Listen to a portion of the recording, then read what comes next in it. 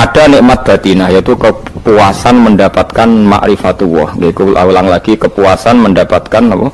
Ma'rifatullah. Itu nikmat batin. Baik yang terkait Allah maupun terkait logika-logika tasawuf. Terkait Allah misalnya gini, misalnya kula mikirnya. Kula bolak-balik matur niki, berkali-kali di tempat ngaji ini. Mugi jenengan eling mboten gadah masalah ingatan ini eling-eling. Eling-eling tenan. Wong nak soleh, ya soleh, soleh. Cek soleh mulai cilik, cek soleh dadakan terus husnul khotimah, pokoknya apa? Soleh. Niku nak mati, niku bumi ku nangis. Nangisnya bumi ku kekurangan utawi kalong wong sing sujud ning ndekne. Ya Allah Gusti, biasanya wonten tiyang niku sujud teng nggen kula, dia berperilaku baik teng nggen kula, sakniki tiyang niku mun jenengan ambil, nangis bumi. Sakniki sing urip arek bedua-bedua, damel narkoba, damel ngefly, damel macam-macam lah. Itu nangis bumi. Langit semeneng. Gusti matur nuwun Gusti, orang itu saya tunggu lama, sekarang sudah engkau angkat ke tempat kami. Maksudnya diangkat teng langit. Sing bumi nangis, sing langit apa? Seneng.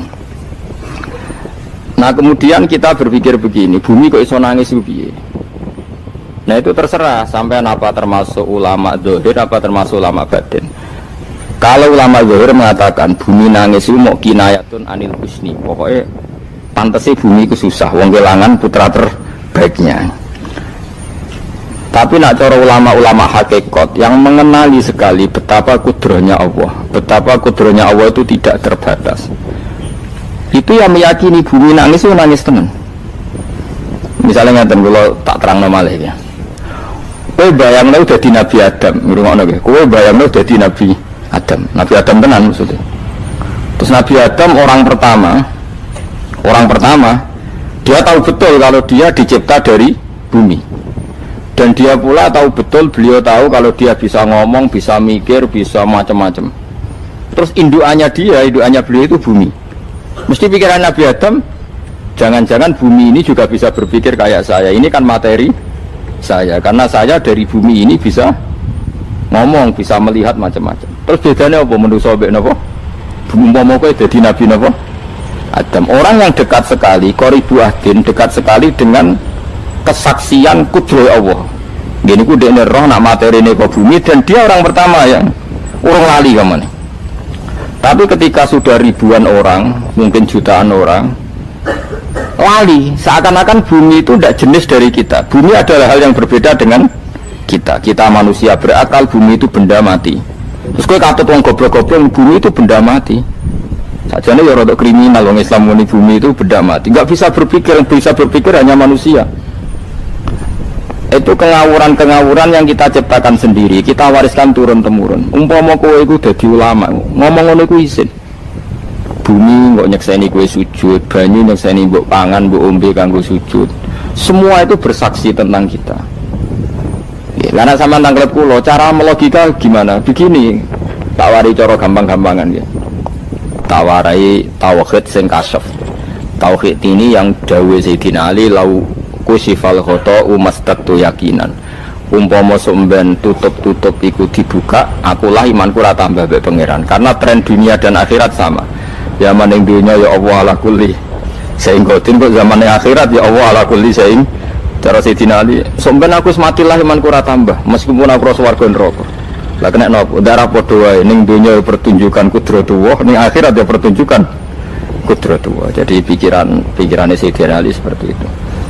Saya kan lahir misalnya tahun 1970. Berarti mulai Nabi Adam itu saya kan nggak ada. Ngerti-ngerti ada. Saya mengira waktu zaman tidak ada itu panjang apa cepat? Cepat, karena kita tidak melalui itu, ujuk-ujuk. Wujud. Kadang sampai mati ya wedi kan. Mau mati jebule kiamat 1 juta tahun kasih apa nang kuburan. Masuk di Khalillah itu. Makanya aku ora roh, pun tak tinggal turu sakmono kan yo ngilir. Ngilir terus nanti. Apa mlaku-mlaku nang donya, kok piye kok. Nak turu ya kok ngani ngoyo turu kok ribuan tahun lintas. Terus ya apa jajal? Teman tak takut. Misalnya sebenarnya kuburan itu apa? Apa ngadepi muka nakil tukaran terus, itu keselen tukaran kok nopo ratusan ribu mungkin. Nah terus kita dilatih. Kata Sayyidina Ali gampang latihan seperti kata Sayyidina Ali, wow gampang ya udah memang jadi wong alim. Pada akhirnya kita ini, aku zaman urip ora roh karepe, ngerti-ngerti urip, mati ora roh karepe. Pas mati sebenarnya petangin dah ora roh karepe, pokoknya wa matar syauna illah ya syawwa. Makanya masyhur dia ketemu orang ateis. Dia orang ateis itu anti Tuhan, anti Tuhan pokoknya. Dia ditanya, lalu kamu hidup itu karena siapa? Ya enggak tahu hidup. Lalu kamu mati yang menentukan siapa? Ya enggak tahu, kalau tahu mati. Ya berarti Anda enggak bisa menentukan diri kamu sendiri. Akhirnya dia taslim, ya ada yang menentukan. Lah ya ada yang menentukan itu dalam Islam disebut apa? Allah, disebut kalimatu haqqin alaiha nahya wa alaiha namut. Jadi kalau maknanya itu kalimat yang benar-benar nyata, yang karena kalimat itu pula kita mendapat kehidupan, yang karena kalimat itu pula kita mati, yang karena kalimat itu pula kita akan bangkit lagi. Itu yang makna hakikat. Tapi kalau makna syariat nggak begitu. Kalau makna syariat begini, dan ini benar juga. Mengenai kena ada di ulama, ciri utama ulama itu jamiul bayan. Dia kalau menjelaskan itu indah sekali dan orang pasti taslim. Sama saya tak warai tenan. Sama kan biasa wiridan la ilaha illallah kan biasa, mulai mimpin tahlil sampai kepeksa mergo do tahlil melok, sampai sing darani bid'ah akhirnya ya melok tanggane napa? Tahlil. Soale wae. Kata Ibnu Qayyim Al-Jauziyah dalam kitab Zadul Ma'ad. Kitab Zadul Ma'ad itu kitab kesayangannya Sayyid Abdul Al-Haddad. Sayyid Abdul Al-Haddad itu pengarang kitab Zadul Ma'ad. Padahal kitab ini dikarang oleh muridnya Ibnu Taimiyah. Abdul Al-Haddad itu gak seneng Ibnu Taimiyah tapi seneng muridnya. Jadi di sini ulama ya demokratis. Gak seneng gurunya tapi seneng. Saja nih Ibnu Taimiyah itu orang baik. Ya ulama top ya baik, ya waras top. Tapi ngerti-ngerti Wahabi itu identik dengan Ibnu Taimiyah. Akhirnya ulama ahli sunnah penyebut itu terus isin. Mulane kiai-kiai ra ono sing dalil kok Ibnu Taimiyah mergo dicap Wahabi. Padahal Ibnu Taimiyah wong alim. Di kitab-kitab kita termasuk Sayyid Muhammad Piyambak nanya Ibnu Taimiyah qala Syekhul Islam qala. Tapi kan ini sudah milik Wahabi sehingga kita ini terus akhirnya gak gelem nyebut. Ya jadi kitab koyo dalil fastabiqul khairat iki apa par iki dadi dalil yo dhewe-dhewe. Wah parah tenan wong-wong. Dulu saya melihat orang enggak kunut itu ya biasa. Mergo saya sebagai wong alim ngerti iku mazhab Abu Hanifah. Saiki nek ora kunut Muhammadiyah. Kita ini sebetulnya ahli ilmi enggak tahu kunut itu mazhabnya siapa kita. Itu mazhabnya Abu Hanifah, yang kunut mazhab Syafi'i. Tapi tahu-tahu iki mazhab NU, iki mazhab Muhammad. Mana ada orang-orang ini bisa punya mazhab? Ngalimu sepiro nganti dadi nopo? Mazhab. Tapi sudah dibahas, harus dadi nopo? Sewajo kabeh ini. Mas repot-repot. Tak warai iki. Sampeyan ben nglafal la ilaha illallah iku keren ya, keren tenan mboten keren-keren. Ngendikane Ibnu Qayyim Al-Jauziyah itu gini. Min asliha khuliqatil jannah wa min asliha khuliqatin nar. Terus wa min asliha khuliqatid dunya wa min asliha bu'isatir rasul wa min asliha qatala rasul. Terus sampai sekarang saya tak bedai. Surga itu kan digawe kelas VIP mewah. Terus jari rugane widadari wae kan nak wingi sebut. Kira 70. Wahyu kabeh kan ora ono sing kriting, wahyu kabeh. Wahyu kabeh terus gak tahu delok wong liya. Kadang bojo kita wis elek jek delok. Oh iya, widadari sifatnya maksuratun fil khiyam. Jadi gak tahu keluyuran ning ndi. Wahyu kabeh. Wah. Surga yang semewah itu selek itu ya bagi mereka sing nglafatno atau yang menerima la ilaha illallah. Neraka sekarang dibikin dalam itu. Jari Abu Hurairah neraka itu tes-tesane benda kamu jatuhkan ke neraka itu untuk sampai ke bawah itu nunggu 70 tahun. Kila 70.000 tahun. Dikira HP mbok ceplok nang neraka itu cebloke ngenteni 70 tahun. Betapa dalamnya ngentekno bego piro ya bayang misalnya. Oh itu kontraktor mana saja tidak sanggup itu disuruh ngeduk kedalaman neraka. Iku ya mau kanggo wong sing menolak la ilaha illallah. Jadi kalimat ini luar biasa. Swarga digawe bagi yang nerima, neraka digawe ya untuk yang menolak. Ini kalimat sing kok nak tahlilan turu iku lho. Iku kalimat sing nggo alasan Allah gawe swarga. Terus kalimat sing suwe-suwe sing lafadzno diarani bid'ah iku. Itu kalimat sesakral ini nasibnya akhir zaman itu entek. Gara-gara dilafadzno tahlilan tersangka jadi apa? Bidah. Dulu kalimat yang dipuja-puja penyebab surga dan neraka. Saiki kalimat itu tersangka. Mau perkara napa? Bidah. Wis aja melok-melok, kowe debat ora iso makili aku sebarno iso. Kok kowe terusno dalan tok. Dah. Berarti la ilaha illallah itu kalimat yang surga dibikin karena itu, neraka dibikin ya karena itu. Kemudian Allah punya sunnah, lalu butuh pelatihan. Dikasihlah Allah gawe bumi. Itu manusia butuh latihan, dibikinlah bumi. Dan ini latihan ikrar la ilaha illallah dengan sadar, dibikinlah bumi, liyabluwakum terus dites. Wes digawe bumi, ono makanan, ono minuman, ono wong wayah, ono pegatan macam-macam, ono diutang sembulet macam-macam. Gue ngetes, eling la ilaha apa eling utangi, eling la ilaha apa eling kasusnya, pokoknya dites. Karena nggak fair kalau Allah bikin itu kemudian nggak dites, dibikinlah darul imtihan. Dunia itu bahasa Arabnya darul imtihan, tempat tes-tesan. Imtihan mana apa? Tes, liyabluwakum, diuji. Wes diuji kita hidup. Artinya kita dihidupkannya pun oleh Allah demi tes-tesan la ilaha, itu disebut kalimatul haqqin alaiha. Nah ya sebenarnya kita hidup pun ini untuk dites. Pada akhirnya la ilaha illallah apa enggak? Paham ya? Terus dites. Allah itu juga secara hukum itu kan nggak fair, dites kok nggak punya pemandu, dibikinlah Rasul, diutuslah para Rasul untuk pemandu. Tes itu kan butuh seru, mak pemandu tok orang musuhnya kan nggak seru, dibikinlah setan. Saat ini sebagian kita sudah setan tapi ini ben seru. Benda setan kan minal jinnati wana, semangsa setan usopo, baik setan minal jinnati wana. Jadi kena meni auzubillahi minasyaitonir rajim, terjemahannya berlindung Allah dari saya sendiri ya Allah, itu kata itu. Itu kalau lama dulu biasa auzubillahi min syururi anfusina wa min sayyiati a'malina. Sebenarnya kita berlindung hanya dari setan yang jauh, iblis pun enggak. Ya setan diri kamu sendiri, min syururi anfusina, dari kejelekan diri kita. Ngomongnya udah ujub, soalnya setan tuh makhluk gaib sing piye. Lah kowe ku sapa? Nanti kowe maksiat terus mergo akrab klop, roh mbek setan klop, mulai terus maksiat. Dah. Allah ngutus pemandu yang ngecul setan dan fair. Napa? Fair. Jadi semua darul ibtila ini juga demi kalimat. Nah, makanya disebut kalimatul haqqin sing alaiha nahya. Kita hidup ya demi mendapatkan kalimat itu.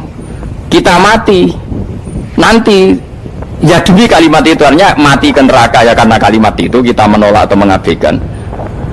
Masuk surga ya karena kalimat itu kita hormat, kita benar dalam memperlakukan kalimat itu. Berarti alaiha nahya wa alaiha nam.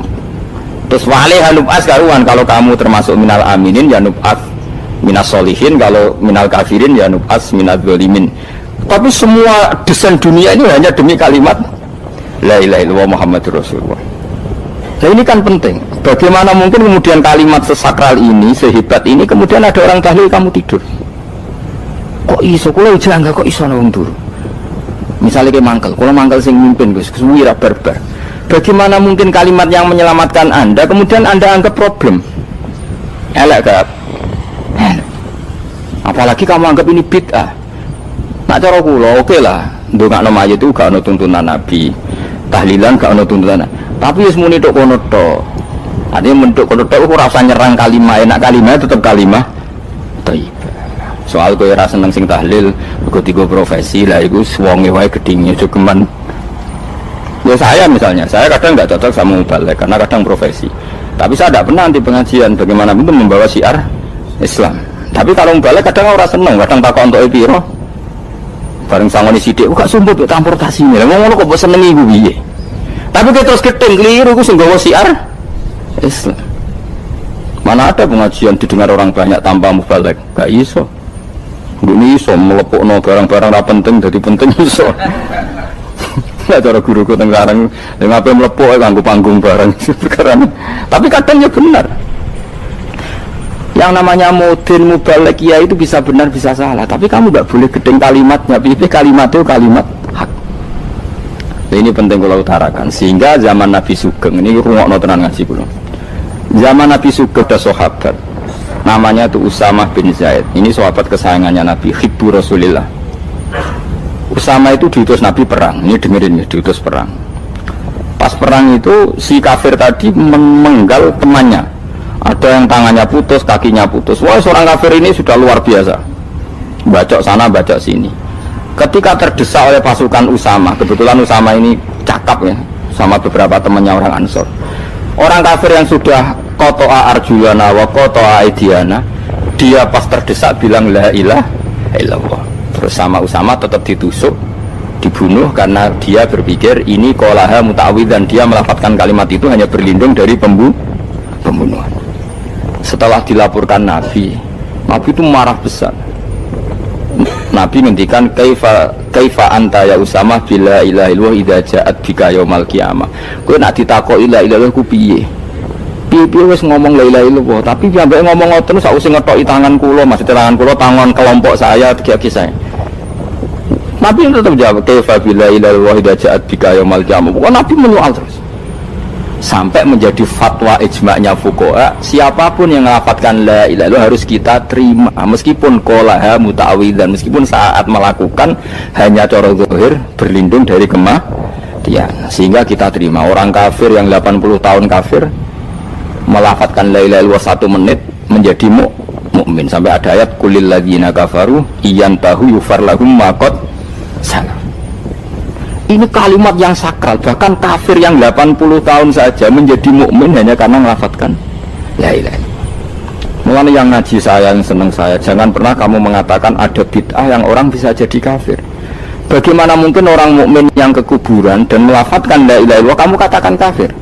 Padahal kalimat ini yang kafir 80 tahun saja menjadi mukmin. Saiki ana wong nglafadzno la ilaha illallah mergo salah tempat pinggir patok mbok arani kafir. Kok aneh. Mungkin kafir 80 tahun udah di mukmin iki gara-gara ngafalno la ilaha illallah dadi kafir. Mergo mau salah tempat ning pinggir apa? Patok. Gue kan arah cocok mending nganggur, wong sering ziarah aku nganggur. Nyatane ya tenan. Cara dene pegawai negeri ora sering ziarah. Nah gue, tapi ora usah muni kafir gak mungkin lah. Coba kalimat ini itu orang kafir yang 80 tahun menjadi apa coba dengan melafadzkan kalimat ini? Mukmin kan? Berarti kalimat ini adalah kalimat penghilang kekafiran. Lalu karena dilafadzkan secara salah dianggap kafir. Hanya karena bid'ah itu tidak mungkin. Makanya sebetulnya Wahabi yang alim-alim itu tidak berpendapat demikian. Saya punya beberapa referensi Wahabi yang alim itu tidak pernah mengkafir-kafirkan orang karena perdebatannya seperti itu. Tapi saat ini wis kuwajo. Sebenarnya kalau orang alim itu ya mirip-mirip, entah Wahabi entah tidak mirip-mirip. Karena kalimat tadi. Wahabi itu kitab terbesarnya itu Ibnu Taimiyah. Ibnu Taimiyah itu punya murid Ibnu Qayyim Al-Jauziyah. Itu sampai sekarang saya lihat di fatwanya Ibnu Taimiyah itu begitu hormat sama orang-orang kita ini sama. Tapi tahu-tahu lewat penyaduran sana sini terus menjadi kacau. Jadi kalau balik malih ya sampai nak kepengen dua nikmat batinah seperti tadi yang saya utarakan. Swarga dicipta sedemikian mewah ya demi yang menerima la ilaha illallah. Terus neraka dibikin se ekstrim itu juga bagi yang nolak. Kemudian dibikin daru pelatihan yaitu dunia ya karena kalimat berarti kalimat ini luar biasa. Wa biha qamatis samawati wal ardu. Kalimat ini pulang menjadikan langit bumi berdiri. Bon. Lalu sekarang kita bisa ngomong, bisa berpikir, bisa ngadekno BPKB macam-macam. Itu karena kita sendiri apa karena kudratullah? Saya tanya. Karena kudratullah. Kalau karena kudratullah, apa susahnya Allah bikin kemampuan tanah ini nangis, tanah ini susah. Wong podo-podo kowe iso nangis, iso mikir ya mergo kudratullah, ndak karena kamu. Harusnya ya sama, bumi-bumi ini bisa menangis juga karena kudratullah. Makanya bumi ini menangis ketika enggak ada orang yang sujud. Iku ya mungkin. Wong zaman kowe iso nangis ya krana kudratullah, mestine bumi yang kamu katakan benda mati, hakikatnya dengan kudratullah juga sama dengan kita. Mulane tenggene kitab Al-Husunul Hamidiyah, kula ngrasa utang tenan mbek kitab. Dulu saya ngaji 2 tahun kitab Al-Husun. Kitabnya kecil tapi saya ngaji itu 2 tahun. Berkali-kali saya ulang. Itu beliau cerita gini. Dia yang ngarang itu orang alim, kebetulan dia orang India. Memang kelebihannya kitab dikarang orang Arab itu luwih bulat. Wong Arab kan semuanya Islam, karangannya itu standar. Ini dikarang orang India. Di Tonggo Blodor, di masjidnya, dikarang ulama yang masyarakatnya itu udah karu-karuan. Beliau cerita itu gini, manusia itu punya satu kebodohan, di mana kebodohan itu disebabkan oleh robtul asbab al-adiyah, mengkaitkan sebab sing biasa-biasa. Misalnya gini, sama saya kita omongi, misalnya ada orang bilang gini, batu ini nanti itu menjadi ayam. Orang bilang mukhal apa enggak? Enggak, jawab saja. Mukhal. Kenapa bilang mukhal? Karena dikira enggak bisa kan? Enggak, jawab saja. Jawab satu-satu. Batu ini menjadi ayam. Kamu jawab mukhal. Alasannya apa? Alasannya enggak mungkin terjadi apa kamu enggak bisa? Sebetulnya karena kamu enggak bisa. Udah. Lau ukhbiro dzakar rajul, andai kan orang itu kamu kasih tahu, klungsu ini biji asem itu, biji pohon asem itu. Nanti yang kecil ini suatu saat besar. Setelah besar buahnya banyak, tambah besar, tambah besar. Terus orang bilang mungkin. Ketika bilang mungkin itu karena dia bisa apa hanya karena menyaksikan berkali-kali ada kejadian nak klungsu ditandur, iku iso dadi gede. Coba sama jawab. Karena dia bisa apa karena hanya menyaksikan itu sering terjadi? Hanya misalnya. Artinya zaman dia mengatakan mungkin itu pun tidak memberi kontribusi ikut buat. Iya enggak? Tetap bergantung kudrahnya Allah. Dia hanya bilang mungkin karena sering melihat. Sebenarnya dia enggak sama sekali memberi kontribusi. Lha darani mungkin ya ora urun. Paham ya? Lalu kenapa dia kecangkeman terus muni wong wis mati dadi lemah gak mungkin dadi manusa meneh. Lho zaman dadi manusa sing wis ngene iki kok mani dene lara melo gawe. Terus muni mungkin mergo sering terjadi, sering roh, sering bersaksi. Berarti sebetulnya manusia itu pakai ukuran dia mampu tidak mampu apa pakai ukuran bersaksi melihat. Bersaksi. Nah, ini kan problem kita sebagai manusia itu problem. Mulane disebut wa kanal insanu zaluman jahula wis goblok aja-aja. Mergo manusia itu nak wis goblok aja-aja. Makanya saya kemarin diminta ngisi di pondok kajen. Kalau sampean berdebat sama orang ateis atau orang komunis itu gampang saja. Dilatih begini seperti teorinya Quran. Ya, nanti saya teruskan ini tak ulang lagi ya. Saya ulang lagi ya. Andai kan nggak pernah terjadi telur itu jadi ayam, nggak pernah terjadi sama sekali. Telur itu jadi ayam. Terus kamu mengasih tahu orang tadi, telur ini loh nanti jadi hewan yang hidup terus terbang. Mesti dia bilang mukhal, benda mati kok nanti jadi benda hidup yang terbang ngalor ngidul. Berhubung sering terjadi dan dia pun tidak ikut bikin, bilang mungkin. Paham? Saya ulang lagi ya. Berarti dia bilang mungkin karena sering apa? Terjadi dan dia lihat. Andai kan pertama kali nggak ada telur sama sekali yang jadi ayam, terus pengalaman pertama di dunia belum pernah terjadi. Kamu kasih tahu telur ini nanti jadi ayam terus terbang. Orang ini bilang mukhal enggak? Mukhal. Berhubung sering terjadi bilang enggak? Nah berarti kita nanti bangkit dari kubur gampang saja bagi Allah. Cuma belum pernah terjadi kamu mengatakan mukhal. Nah makanya otak kita harus dibenahi. Kalian jogeman percaya yang pernah kita lihat, yang sering kita lihat. Percayalah dengan akal, tapi akal waras tuh ya. Karena waras itu serempet tatanannya wangil. Makanya Islam itu melatih. Kul falillahil hujjatul balighah. Misalnya begini ya, dulu kalau Gerwani atau PKI atau siapa saja lah, itu kalau melatih anak-anak TK, makanya seorang ulama harus punya kecakapan penjelasan ibanatul ahkam. Itu anak-anak kecil dilatih, anak-anak kamu terpejam, mintalah manisan sama Allah. Ya Allah saya minta manisan, saya minta permen. Terus disuruh buka, dapat enggak anak-anak? Enggak dapat bu, wah berarti Allah enggak ada. Sekarang minta sama bu guru. Bu guru kami minta permen dikasih. Berarti yang ada bu guru bukan Tuhan gitu. Akhirnya jadi gerakan ateisme. Nah sebetulnya untuk melawan gerakan itu kita harus melatih begini misalnya gini. Saya itu pernah ketemu sama orang yang berpikiran komunis. Oh komunis juga. Dia nantang saya gini, Pak pokoknya saya sudah bisa nerima konsep Tuhan. Sebelum Anda bisa menjelaskan kenapa ada Tuhan jadi. Bocah kok elek ini. Nah, aku ngerti aja. Sak cerdas ini tetap cerdas aku yakin tetap cerdas aku. Selain raine seram meyakinkan, tak pikir tetap cerdas. Kulo nu kan wong Quran nggih. Artinya punya pikiran panjang. Mungkin di antara orang Islam kita ini tidak punya kecakapan menjelaskan. Tapi kalau orang sering baca Quran, apalagi dia ngaji tafsir ya, yang waras maksudnya waras lah. Terus rapati seneng duit, barang ini penting. Kalau seneng duit, mari goblok. Yakin ulama seneng duit, mari goblok, tak jamin. Umpama alim ya kelas B, kelas C nggak bisa, tahqiq nggak bisa. Kalau tahu dikandani konco kulo yen ambek jenengan udah saya kaca akeh. Lah kena apa? Cok seneng duit kok. Itu masalah bagi ulama. Orang duwe itu masalah kan ya.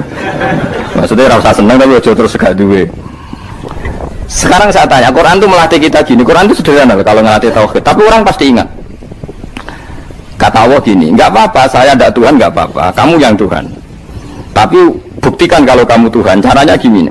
Am khalaqus samawati wal ardi. Ya enggak apa-apa, kamu yang Tuhan enggak apa-apa, tapi buktikan kalau kamu menciptakan langit bumi. Mereka pasti ikrar, ya tidak mungkin saya menciptakan bumi, saya lahir sudah ada bumi. Yesus lahir sudah ada bumi, enggak mungkin Tuhan. Terus Tuhan membuat pertanyaan kedua, am khuliqu min ghairi syai'in. Ya sudah, kalau saya tidak Tuhan, lalu enggak ada Tuhan, berarti alam raya ini tercipta oleh sesuatu yang enggak ada. Aneh enggak? Misalnya sebelum alam raya ini enggak ada Tuhan. Berarti sebelum alam raya ini kan adanya nihilisme, sesuatu yang enggak ada. Kemudian sesuatu yang enggak ada menjadi penyebab sesuatu yang ada. Aneh enggak? Menurut ya aneh, sesuatu yang nggak ada itu mestinya kan nggak bisa ngelabeti, nggak bisa berfungsi, nggak bisa ada gunanya. Oh jenenge raono itu ya marai popo, mau raono kok jadi sebab. Sesuatu yang menjadi sebab itu yang wujud apa yang nggak ada? Yang wujud. Saya takut ini. Lah kalau nggak ada Tuhan berarti alam raya ini lalu sebabnya apa? Ya dari ketiadaan, lalu tiada itu menjadi sebab. Yang tiada kok jadi sebab itu tekem loh. Mikir di mana-mana yang sebab itu harus barang yang wujud, nggak boleh tiada kok jadi sebab. Ini kan jadi aneh, sesuatu yang tiada menyebabkan sesuatu yang ada. Terus dia ya pokoknya ronde ini kalah, tahu kapan tak pikir nganti mati temenang aku ini. Makanya sebetulnya dalam ilmu mantek pertama itu kita tidak harus iman Tuhan itu namanya Allah, tidak harus. Makanya pertama dikenalkan, sementing kenal Tuhan itu ada dulu. Disebut zat sing wajibil wujud, belum disebut namanya Allah. Allah itu disebut nama Islam, itu paham ya? Saya ulang lagi, Allah disebut itu nama Islam. Tapi kalau penemuan akal hanya sampai kita ini butuh zat sing wajibil wujud, sing menjadi penyebab semua alam raya ini. Di bahasa Arab disebut musabbibul asbab. Belum menyebut Allah musabbibul asbab. Islam pun pertama Iqra turun ya gak nyebut Allah. Iqra bismi rabbikal ladzi khalaq, khalaqal insana min 'alaq. Iqra wa rabbuka. Tuhan itu siapa? Yang mencipta. Nah, yang mencipta ini oleh syariat Islam disebut apa? Tapi dalam logika yang penting kowe kenal sik ana musabbibil asbab. Pastikan bahwa alam raya ini yang wujud pasti disebabkan sesuatu yang ada. Nggak boleh barang wujud kok diciptakan oleh sesuatu yang tidak ada. Yang gendeng ora barbar barang raono mbok sifati al-khaliq. Sehingga langit bumi apa? Pencipta. Penciptane apa? Sesuatu yang tidak ada. Kowe ikhlas dutek ngono kowe ikhlas ta ora? Gak kowe ikhlas ta ora dutek ngono kowe ikhlas ta. Kowe gelem dadi bodho ngene. Gelem kan? Mboten. Nah, nikmatmu iki jenenge nikmat batin. Mulane sing suwenang mbek kalimat la ilaha illallah. Wes ana sing bid'ahnallah iku wong nganggur wis beno sauni-unine. Tapi kadang memang kita berlebihan. Tahlilan rabar-bar matang puluh dinane rabar-bar muga alasane Gusti sangone akeh tahlil sedih lho sakake penggemar sing keselen sing rantuk sangu ya butuh cepet.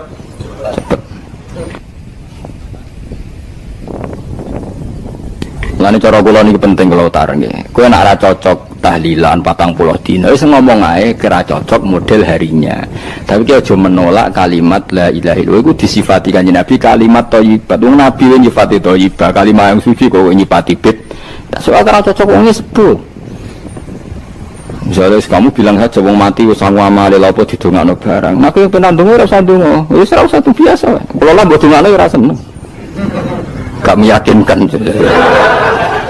Kalau diri swarga butuh dongamu ora ono swarga fadhole pangeran apa mbok dongano barang. Ya tapi kowe donga aku ya seneng. Senenge ya semau lah timbang nyanyi-nyanyi rame-rame sadok dongane. Mbok mandi ora pokoke dongane. Saya ulang lagi ya. Makanya Quran itu melatih logika sampai seperti itu. Am khalaqus samawati wal ard bal la yuqinun sampai terus diulang-ulang. Am khuliqu min ghairi syai'in. Kalau mereka merasa Tuhan nggak apa-apa, tapi buktikan mereka ini wujud sendiri tanpa sebab. Atau begini, kalau mereka tidak tahu sebab pencipta langit bumi, mereka sendiri suruh yakin kalau mereka adalah penciptanya. Amhumul khaliqun, nggak apa-apa. Ya tapi masih Abu Jahal gendeng lah, masih Abu Lahab ngawur lah, nak takoi. Ya wes pangeran kowe ke sing gawe langit bumi. Penggemarnya saja pasti tertawa. Masa Abu Lahab darane pencipta langit bumi, wong lahir ning bumi. Tapi Quran oleh jawab, am khalaqus samawati wal ardo. Apakah mereka menciptakan langit bumi? Bala yakin, mereka pun tidak pernah yakin. Jadi itu pangeran. Makanya di mana-mana orang alim itu suka debat. Karena pangeran sendiri kalau menjelaskan kebenaran seringnya juga nantang debat. Kata Allah, "Qul ara'aytum ma tad'una min dunillah aruni madza khalaqu minal ardi am lahum syirkun fis samawat." Enggak apa-apa mereka Tuhan kata Allah, tapi buktikan zaman langit diciptakan mereka memberi kontribusi apa?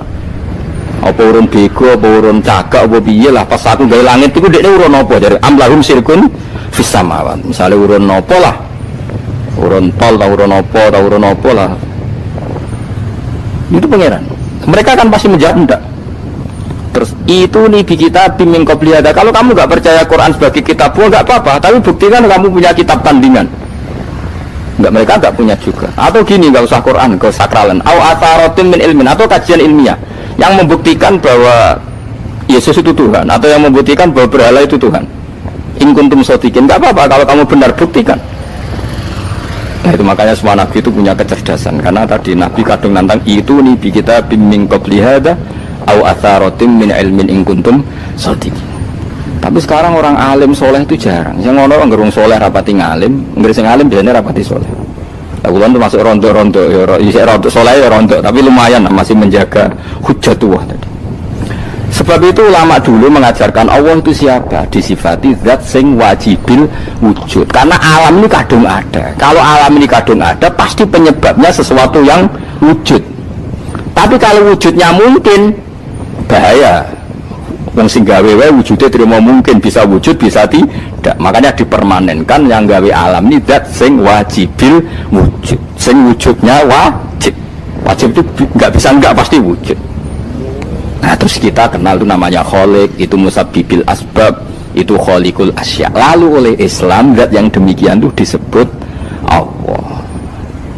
Terus jadi la ilaha illallah. Nah orang yang bertauhid gini tentu punya kenikmatan batin yang luar biasa. Sehingga saya bayangkan nanti mati yang ngono biasa wae kan. Gusti zaman kula teng donya ora melok ngatur oksigen, ngatur nyawa, apa mati ndak ra ngoten. Mulai dari Sidina Ali, jenengan juga nak mati tambah pinter apa biasa biasa wae. Ning bumi ndelok kudrate Allah, kok ning akhirat ndak ra padha wae ndelok kudrate Allah. Mulane beliau masyhur guyonan beliau lau kusifal ghata mastatu yakinan. Sebenarnya aku nek mukasafah ning akhirat imanku ya ora tambah ya biasa wae, standar-standar wae. Maksudnya kue ning dunia ujung-ujungnya paling pokok ya menyaksikan kudratullah. Sebenarnya akhirat ujung-ujungnya paling pokok ya delok kudratullah. Ning dunia saiki Allah ya matlubi sing kita cari. Sebenarnya akhirat ya Allah matlubi. Paham ya? Artinya hukum dunia dan akhirat itu sama. Kita di dunia golek ridhanya Allah, ning akhirat ya golek napa? Ridhanya Allah. Nah soal kecil itu, tapi ning akhirat masalah gempun rokok masalah itu utang ditagih ya. Masalah kere suwi bro masalah ya biasa jenis makhluk anane masalah seorang oleh di masalah pangeran cedure masalah biasa wae